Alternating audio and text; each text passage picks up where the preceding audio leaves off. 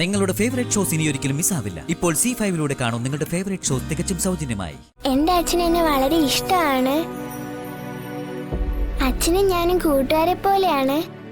ഞാൻ എന്ത് പറഞ്ഞാലും എന്റെ അച്ഛൻ സാധിച്ചു തരും. ഞാൻ എന്റെ അച്ഛനെ വിളിക്കുന്ന ബിഗ് ഫ്രണ്ട് എന്നാണ്. ഇത്രയും പോരെ അമ്മേ?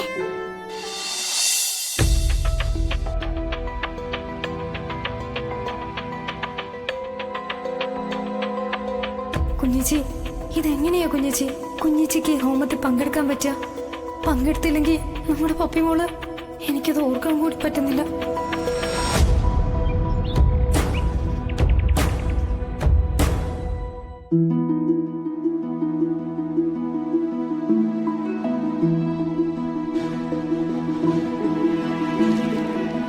അമ്മ ശ്രദ്ധിക്കുന്നില്ല എന്ന് വിചാരിക്കണ്ട.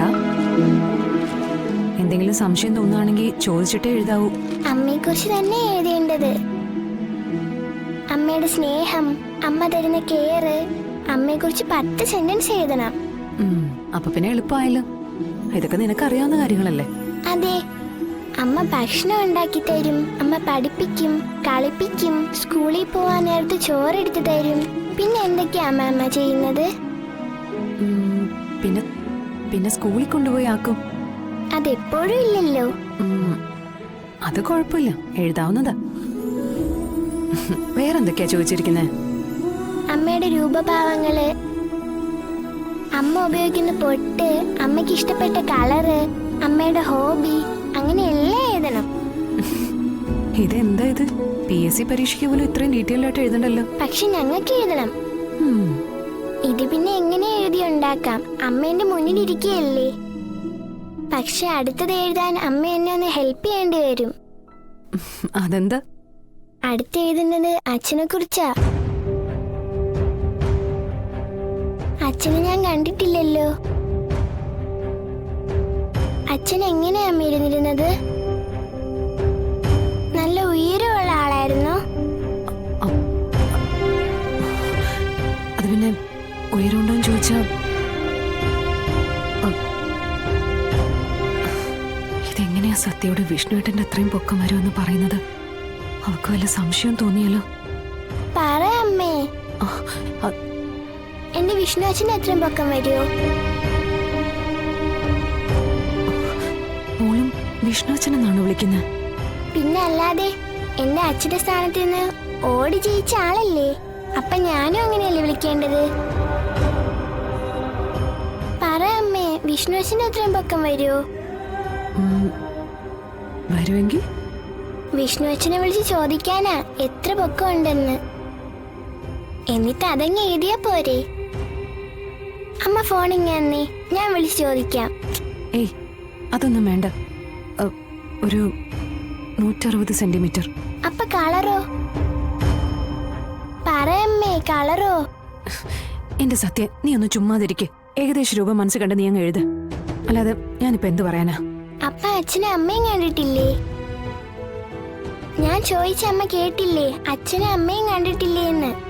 ഈശ്വര, ഇവള് ചോദിക്കുന്നതിന് ഞാൻ എങ്ങനെയാ മറുപടി പറയാ? അറിയില്ലെന്ന് പറഞ്ഞു ഒഴിയാനും പറ്റില്ലല്ലോ. പറയമ്മേ, എനിക്കിത് നാളെ ടീച്ചറിനെ കാണിക്കാനുള്ളതാ. മോളെ, അച്ഛൻ ജോലിക്കായി പോയതിനു ശേഷം അമ്മയും കുറെ നാളായിട്ട് അച്ഛനെ കണ്ടിട്ടില്ല. അതുകൊണ്ട് ഇപ്പൊ എങ്ങനെ ഇരിക്കുന്നു ചോദിച്ചാ പറയാൻ ബുദ്ധിമുട്ടാ. എന്നാ അമ്മ കാണുമ്പോ അച്ഛൻ എങ്ങനെ ഇരുന്നത്? ഞാൻ കണ്ടിട്ടുള്ള ആരെങ്കിലും പോലെയാണോ? ഇപ്പൊ ഞാൻ ആരെ പറയാ? വിഷ്ണു അച്ഛനെ പോലെയാണോ? പൊക്കത്തിന്റെ കാര്യം പറഞ്ഞപ്പോ അമ്മ പറഞ്ഞില്ലേ വിഷ്ണു അച്ഛന് അത്രയും പൊക്കം കാണുമെന്ന്. രൂപം അങ്ങനെയാണെങ്കി ഞാൻ വിഷ്ണു അച്ഛനെ കണ്ടെങ്കിൽ എഴുതിക്കോളാം. എന്താ, എഴുതിക്കോട്ടെ?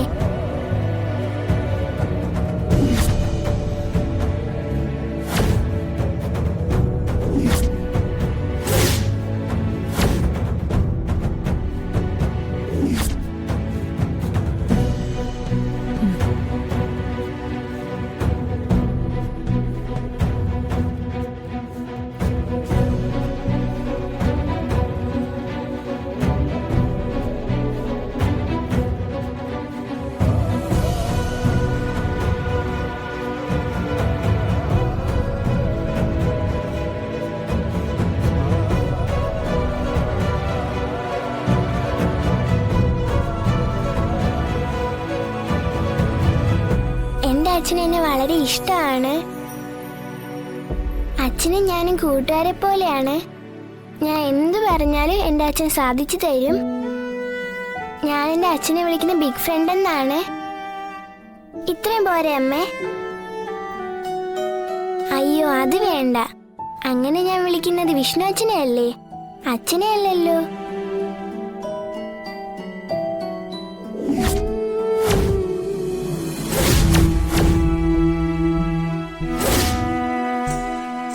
ബാക്കി എഴുതാം. എന്റെ അച്ഛന് എന്നെ വളരെ ഇഷ്ടമാണ്.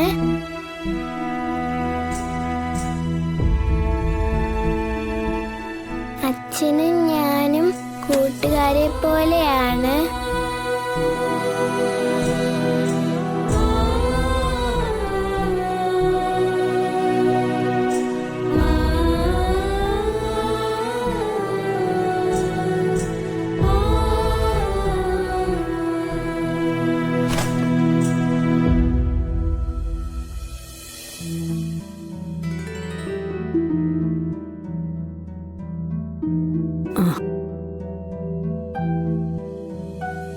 സത്യമോക്ക് ഓരോ ദിവസം കഴിയും തോറും അവളുടെ അച്ഛനെ കുറിച്ചുള്ള സംശയങ്ങൾ കൂടിക്കൂടി വരിക. പല ചോദ്യങ്ങളിൽ നിന്നും മനഃപൂർവ്വം ഒഴിഞ്ഞു മാറി നടക്കാനേ പറ്റുന്നുള്ളൂ. അടുത്തു വന്ന് നിൽക്കുമ്പോൾ എന്തായിരിക്കും ചോദിക്കാൻ പോകുന്നെന്നുള്ള ചിന്തയാ മനസ്സ് മുഴുവനും. അതിനി എത്ര നാളിങ്ങനെ ഒഴിഞ്ഞു മാറി നടക്കാൻ പറ്റും? അവള് വലുതായി വരിക, അവളുടെ സംശയങ്ങൾക്കും വളർച്ചയുണ്ടാവും. ഒടുവിൽ അവള് ചോദിക്കുന്ന ചോദ്യങ്ങൾക്ക് നിനക്ക് ഉത്തരവില്ലാതെ ആവും.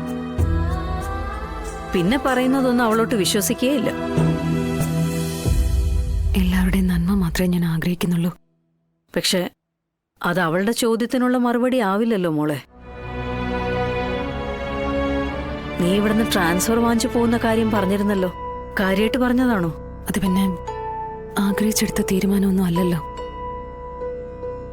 സത്യാമ്മയിൽ നിന്നൊന്ന് മാറി നിൽക്കുക, അതേ ആഗ്രഹിച്ചുള്ളൂ. എല്ലാം ഈശ്വരനോട് പറയല്ലാതെ മറ്റെന്ത് വഴി?